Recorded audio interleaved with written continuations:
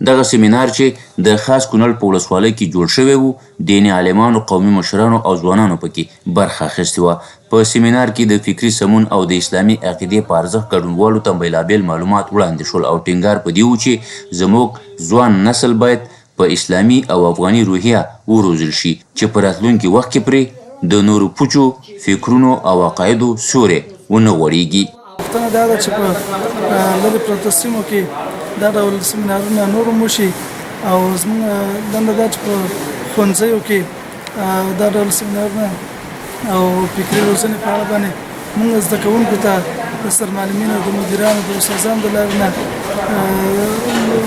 درس ورکړو او د ځوانانو د فکر د امارت اسلامي په فایده باندې شي. او نو دغه شل کلن کم فکر چې په ځوان نسل کې تیت شوی او نشر شوی او د هغې د ازالې دپاره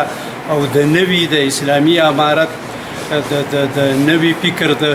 خپراوي لپاره ډېر یو مساعد او برابر سیمینار و. د یادولو ده په دغه سیمینار کې د اسلامي امارت پیژندنې د خوارجو په افکارو او د غربي دیموکراسۍ په ناوړه پایلو رڼا واچول شو او په ترڅ کې یې آزاد بحث هم ترسره شو چې ګډونوالو پکې پوښتنې او نظریات هم شریک کړل.